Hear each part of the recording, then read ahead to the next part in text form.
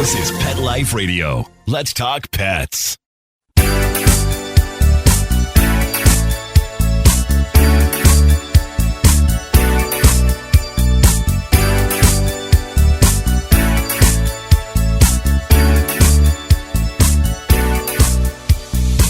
Hello, you're listening to Animal Party on Pet Life Radio, and I have booked a whack of good guests coming up in the next few weeks to come. But for today, I'm going to be doing a solo show, maybe one of my last for a little while, because I booked such great people coming up. We're going to be talking about nutrition and all kinds of things, that delving way deeper than I have before in the future with some expert guests. But today I thought I'd just summarize all the stuff that's been sitting on my desk waiting for me to tell you, including questions from the audience. And the first question I got, and I got a lot of this, was you keep mentioning, I know I do, you keep mentioning the CNN Jeff Corwin coverage when they talked about the bear and the moose, but you don't tell us what to do. Okay, my bad. I am critical of the fact that they did this big piece on CNN where they were going to tell you how to protect yourself after a family was attacked at snowmobiling by a moose, and they never told you. They kind of led up to, we're going to tell you how you can be safe, and and then they didn't. They got Jeff Corwin on, and he knows how to be safe around bears, but he didn't tell you. Instead, he made some jokes about outrunning the other person, which, I really think that's not going to work for you, because most of us, we don't go hiking, camping, snowmobiling with our enemies, right? You go with your children and your best friend and your lover, your partner, your husband, whatever. You don't want that person to get eaten by the bear either. So that really doesn't work. I think that's just ridiculous. So, okay, in the interest of keeping everybody safe, I looked up a whole bunch on the different animals, because the difference between being confronted, because it's not usually an attack, but being confronted by a bear or a cougar or a moose or a wolf, these are all different things, and you're supposed to react differently. And how are you supposed to remember all that at the time? It's pretty tricky. The main things, though, if you're going somewhere where you expect to see bears, have bear spray, right? If you're going somewhere where bears are out, then you want to keep your distance. You want to be fairly loud so you don't surprise any animals. You never want to feed any wildlife at all. You never want to approach them. Don't take selfies with them. And don't wear earbuds or listen to music when you're around them, because you won't hear them sneaking up on you. Come on now. You got to hear, you got to see, you got to be aware. Stay at least 100 meters. That's like 10 bus lengths from a predator. So if it's a bear or a coyote or a wolf or a cougar, don't go closer than 10 bus lengths. That's pretty far. It's like a football field. Don't get close. Really don't. Well, maybe it's a half a football field. It's maybe like a kid's baseball diamond distance. Travel when wildlife is most likely to expect people. So you want to go in the middle of the day when it's busy. You don't want to go like at the very end when there's no one on the trail, or the early morning before dawn. That's when the animals are out getting the food they need to survive. So the thing is, every time you interrupt an animal, you whistle at it or call it and take a picture or jingle something, or God forbid you feed it. Every time you do that, you're interfering with its survival. You've taken some moments out of its life where it could have been eating, it could have been listening for predators, and it wasn't. So you're really endangering that animal right there in the moment, not to mention repeatedly. And they have this saying out here in BC, British Columbia, where I live in Canada, and we live in bear country. You see those signs all over the place. You live in bear country, be bear aware. Well, they have this saying, a fed bear is a dead bear. And that really does apply to all these animals. If you get a wolf or a coyote or a cougar habituated, used to eating from human picnic tables and camping sites or backyard garbage or fruit trees, if you get that going on, eventually that animal is going to become dangerous, or at least make people think so, and it's going to get killed. So you're not doing it any favor. So never feed the wildlife, even by accident. Okay, so don't approach them. Don't allow them to approach you. The thing that draws them to your campsite is your food. And I hate to say it, but your pets are also considered food to some of these animals. So If you've got a tiny little poodle or something, keep it on a leash. People, keep it with you, really with you. Not a 30-foot leash, not a 50-foot leash. That's sort of like, a dinner on a stick or skewer for the wildlife who just ambushes it quietly without you even knowing. No, keep that dog right with you, within hand reach, at all times. And even the big dogs can become food, prey, or considered enemies by some of these animals. So keep them with you. If you see ravens, don't go there. Okay, so ravens, there's a lot of ravens. There's those big giant black crow type things flying around. If you see a lot of those, it means there's something dead in the woods that they're eating off of.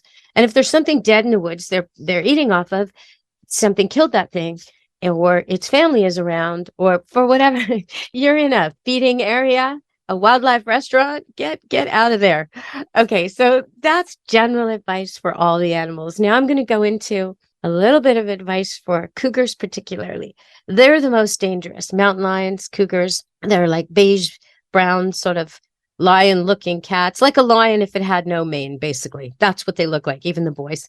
And they're very fast and very strong, unbelievable. Like their ability to leap and jump and race and all that. You will not outrun a cougar. You won't outleap a cougar. You won't even outsmart one. So what you want to do is avoid them. If you see a sign posted that says cougars are here, to hike somewhere else. If you happen to see a cougar, and you're not likely to, they're likely to see you, watch you, stalk you without you even knowing it. But if you do see one, pick up your kids immediately. Join hands with adolescents or tweens. Make it look like you're a big group. Don't let a straggler, a weak one, look like they're alone and easy pickings. If the cougar shows interest or follows you, get aggressive. Maintain eye contact. Show your teeth. Make loud noises. If this doesn't deter the cougar, then start waving your arms, throw rocks, sticks. When you pick up stuff, don't crouch down and make yourself small. Stay big. And if the cougar attacks, you got to fight back. You got to fight back. You protect your face, protect your eyes, use anything you can as a weapon. Okay, so that's cougars. They're the worst. They're the scariest. Wolves. You're not likely to get attacked by a wolf. They're really quite afraid of people. But you don't want to tempt things by doing stupid things like cleaning fish at your campsite or leaving food on your campsite or having a messy campsite when you go to bed. These are all things that will draw them over. So don't camp where there's any carcasses that have washed up, like seals or fish or animal carcasses. No. That's a wolf diner, right? Like, get out of there. Go somewhere else and don't approach them, because if you habituate them to you, that, like we said about, a fed wolf is a dead wolf. So don't do that. Stay 100 meters away from them. Wave your arms in the air. Make noise if they're trying to approach you. If they continue to approach you, back away slowly. Don't turn your back on them. Pick up children. Pick up pets. Continue making noises. Use bear spray if you've got it. And that's what they say for wolves. Okay, so now bears. Oh my goodness. If you see a bear, stop where you are and stay calm. Never run away. That's true for cougars too. They like to chase. Never run away. There's something in the cougar that just makes it automatically give chase to a running away animal. So same for the bear. Do not run away. I know you want to. Of course you want to, but you can't. Don't run away. And make sure you have the bear spray really handy. Even if the bear hasn't seen you yet, even if it's far away, grab that bear spray. Have it on you. Okay. Leave the area quietly if the bear hasn't noticed you yet. But if the bear has noticed you, speak softly and back away slowly. So again, you're not turning your back on it. If the bear becomes agitated, make noises, act aggressive, but continue backing away and talking softly. Do not run away. And I got to tell you, in these instructions, it's like a song with a chorus. Do not run away is in bold, and it's repeated over and over. Do not run away. Never run away. Do not run away. Like they're singing you the chorus because you want to run away, but you can't run away. The bear will catch you. There's no point in running away, so don't run away. If the bear charges, stand your ground and discharge your bear spray. Okay, when you're in spraying range. If the bear is steadily approaching you, move on to higher ground if you can. Yell at him. Discharge your bear spray. He says again, never run away. If the bear knocks you down, roll onto your stomach and lie still. Protect the back of your head. Spread your feet slightly so they cannot roll you over. If the bear continues to attack, fight them off with everything you've got. Focus on the bear's eyes and nose. Okay, so that's what you do for wildlife safety. But as you can tell from what they tell you to do when they actually attack you, it's not going to be good. So preferably you avoid them altogether. Just be real careful with your food, where you go. Take those avoidance tips and you won't have these encounters. Okay, we're going to go to a break and come back on Animal Party Pet Life Radio. Stay tuned with me, Deborah. How many of you have pets? My hand's raised. Now think about how lucky you are to have such a sweet little pet in your life, and that pet is lucky to have you too. But unfortunately, there are countless pets out there that don't have a home to call their own. However, Bob's from Skechers is trying to change that. So we developed Bob's for dogs and cats to help pets in need. With every purchase of adorable Bob's footwear or fun, stylish apparel, or even the cutest Bob's pet accessories, Skechers makes a donation to Petco Love to help save shelter pets. And with your help, we've already saved the lives of over 1 million pets and raised over $7 million. So while you're getting style and comfort with features like Skechers' famous memory foam cushioning, you're also helping to save an adorable pet in need and helping another lucky owner be connected with a future best friend and companion, because happiness is having a loving pet by your side. Find Bob's at a Skechers store, Skechers.com, select Petco locations, or wherever stylish footwear is sold. Let's Talk Pets on PetLifeRadio.com.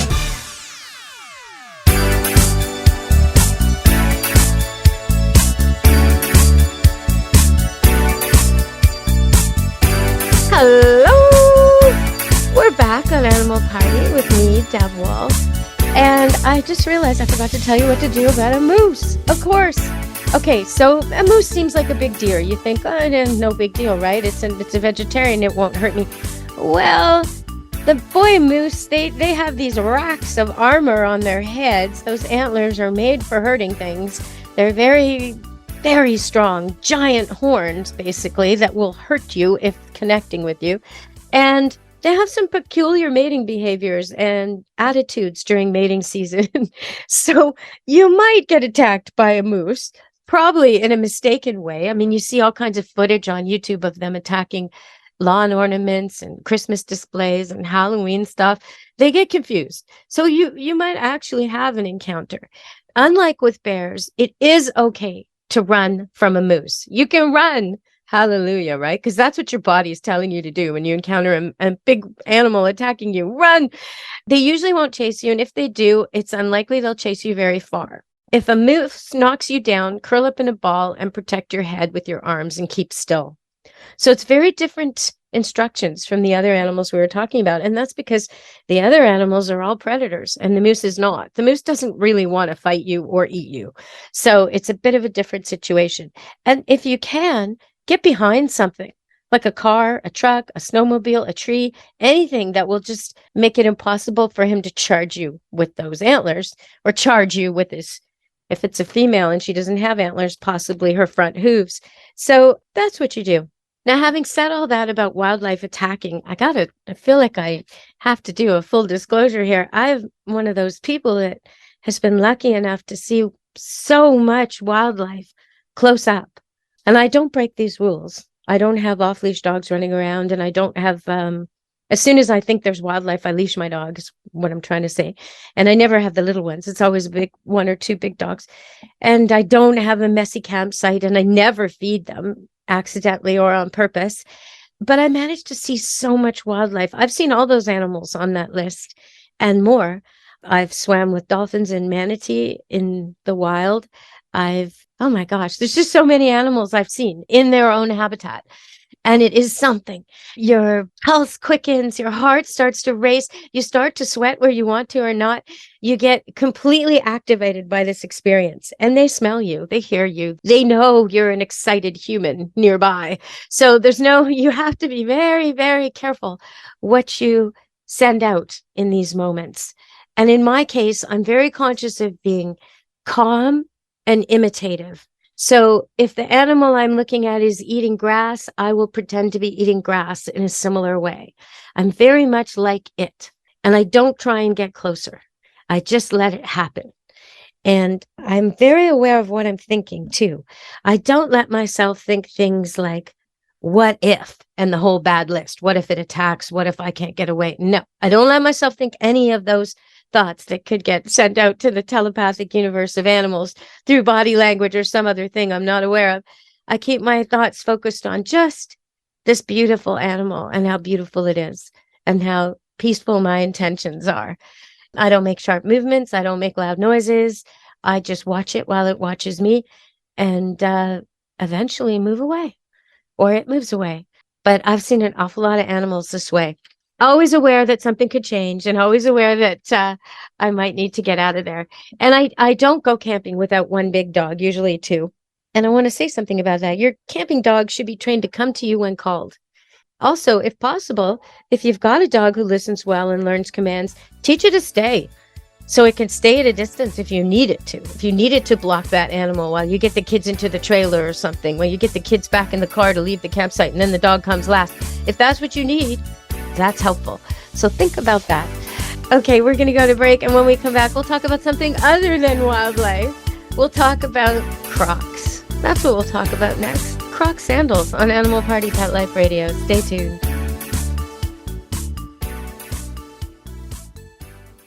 Take a bite out of your competition. Advertise your business with an ad in Pet Life Radio podcasts and radio shows. There is no other pet-related media that is as large and reaches more pet parents and pet lovers than Pet Life Radio. With over 7 million monthly listeners, Pet Life Radio podcasts are available on all major podcast platforms, and our live radio stream goes out to over 250 million subscribers on iHeartRadio, Odyssey, TuneIn, Stitcher, and other streaming apps. For more information on how you can advertise on the #1 pet podcast and radio network, visit PetLifeRadio.com/advertise today. Let's talk pets Let's talk pets on Pet Life Radio. Pet Life Radio. PetLifeRadio.com. Hello, you're back on Animal Party Pet Life Radio. And I was watching Much Music, an old comedy special from 2001 with Trent McClellan, the comedian, and he was talking about Crocs. And he said, if people with fanny packs are making fun of you, you know you got something wrong with your fashion. Take your Crocs off. And he said, okay, so when I say that to people, they tell me, oh, but they're so soft and cuddly. And he says, so are puppies, but I don't wear them on my feet. All right, well, I've got a Croc story for you. My dogs love Crocs. I don't know why, but I can no longer keep my Crocs in the living room.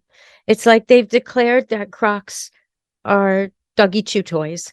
I don't know if they smell similar. I don't know if they're made of similar stuff. My dogs don't touch my shoes otherwise, but I can't keep a pair of Crocs. It's getting out of hand.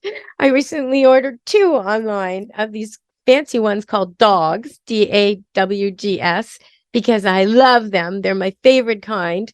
And now I'm treating them, even though they're just like rubber cheap shoes, I'm treating them like they're gold because I don't want them to get chewed up by my dogs who are completely confused and think that these are chew toys. Sometimes you just have to pick your battles.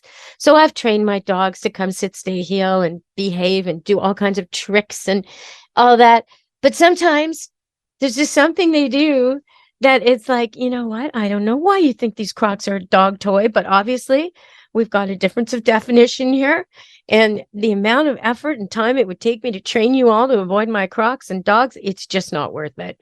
So I'm just going to keep them in a different room. Sometimes we have to pick our battles. Yep. And on a similar topic, I know I was saying something on a recent show. I was talking about how it frustrates me when some of my customers will complain about a thing their dog is doing and then inadvertently reward that thing by taking pictures of it and videos of it and posting it and laughing about it and thinking it's so great. So they're sending the mixed message to the dog. So a few days after I made that show, I had a lot of my tax and receipts and bookkeeping out on the big kitchen table. And I had a bunch of dogs in the house, 6 or so. I don't know, 4, 6, something like that. And I look around and I see Fabio, my little poodle. He's like 40-pound, small standard white poodle. Maybe I'll post a picture of him because I did what I said I should. All my customers shouldn't do. Oh, there he is, sitting there chewing a receipt. Like, that's going to help me with my taxes, Fabio. Thank you so much for your help. But, sometimes the dog is caught in the act. And what did I do? Did I tell him, no, drop it and put him outside? Did I do that? Did I make him lie down underneath the table of receipts and show me that he wouldn't grab another one? No, I didn't. I went and got my cell phone and I took pictures and then I posted them to Facebook and Instagram. And I'm just as bad as all of you. And I'm so sorry, Fabio, because now he probably thinks that eating paper is a funny trick. And it might be something I'll have to look at again. I may have to retrain Fabio not to eat paper or keep him away from my receipts. So I'm just as bad as all of you. Sometimes it's just too cute, right? It's just too tempting. You just got to get that picture. But beware, you may pay for it afterward.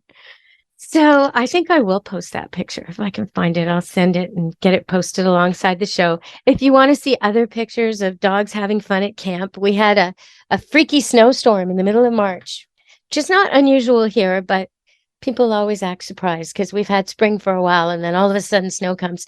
The dogs loved it. So if you want to see dogs playing in snow or just the dogs that were here over spring break, quite a lot of different dogs. They're all there at Camp Good Dog on Facebook. And yeah, there's links to our Instagram and there's my YouTube channel. I've always got good information on there. If you want to learn how to teach your dog to come or to stay or do any of the things I talk about on my radio show, there's instructional videos, clips, all of them free on YouTube under Deb Wolf Pet Expert on YouTube. I show you everything. And I don't use ringers. I don't pick the best trained border collie that I've been working with for 5 years and go, aha, voila, look at that. No, I don't do that. I pick the stubborn dogs. I say sit, and this dog looks at me like, no. And I have to say it like over and over. And I have to make him sit and make him sit. And that's the dog you got. So that's the dog you want to see learning. So I pick the ones that are not so easy to train. And then I train them. And you can see it all. Deb Wolf Pet Expert YouTube. Just go to the training section. You can look them up by subject, come, sit, heel, that kind of thing. And yeah, you can train your dog. There was one more thing I want to talk about before we go today. So recently in the news, first in Kelowna and then in Coquitlam, there were 2 different dog poisonings, both one in February, one in March. And I know most of my listeners are nowhere near Coquitlam or Kelowna, but everywhere around the world, there are parks. And there is this danger of somebody putting poison out or something that is toxic to dogs. So in the case of the Coquitlam Park, it was probably something someone wanted to consume themselves, something expensive, so illegal drugs. And it was, but unfortunately, not only was it marijuana, which is really hard on dogs and small animals because they're so small and they have no tolerance, but also it was laced with fentanyl. And so what am I trying to tell you about this? I want to make sure that when you're out in your parks, you're really aware. You're not kind of tuned out, letting your dog just roam and wander and pick up whatever it wants and eats whatever it wants. Because even licking that fentanyl-laced package could kill your dog, right? I mean, it's that dangerous. Even just picking it up and then you tell them to drop it, it could be too late. So you want to be really, really vigilant. And I hate to say that because I like to go for long dog walks and not turning my brain off and, la, la, la, la, la, and just let them run and roam and be themselves. But there are some nasty people out there. So you got to be aware of what they're getting into, what they might find, what they might pick up. And then it's really good if your dog is trained to come, if your dog is trained to drop it, whatever it's got in its mouth. And if your dog is trained to leave it. So when you see something weird ahead, you say, leave it, and it doesn't go pick it up. If it's already picked it up and you say, drop it, it drops it. That's what you want. And you just practice this. It's so simple with toys and balls and fetch. You have 2 balls and you go drop and you hand them the other one, drop. And you just, you He drops it. You hand him a treat sometimes until he gets the idea that, oh, dropping something for mom is always good. Whatever I drop is good. She loves it. I love it. It's great. Drop. I love drop. I can drop, instead of it being, no, mine, which is what a dog's natural instinct is when he's got something tasty in his mouth. Mine, not drop. But you teach him over time that drop means something else, a substitute, a more fun or just as good substitute, and pet and praise. So all that will be on my YouTube channel. I teach that. It's the two ball fetch trick, because many dogs out there think fetch is a game where you throw the ball, they grab it and run, and the human chases them. That's not the game. So if that's the game you're playing, you're not exercising your dog enough, and he's outsmarted you, but it's not for his own good. He'd be better off playing fetch the right way, and you'd be safer to have a dog who knows how to drop things. So check out the 2-ball drop fetch trick on YouTube and get your dog fetching properly. All right, thanks for listening, everybody. From me, Deb Wolf, and Animal Party, be good to your animals. Let's Talk Pets, every week on demand, only on PetLifeRadio.com.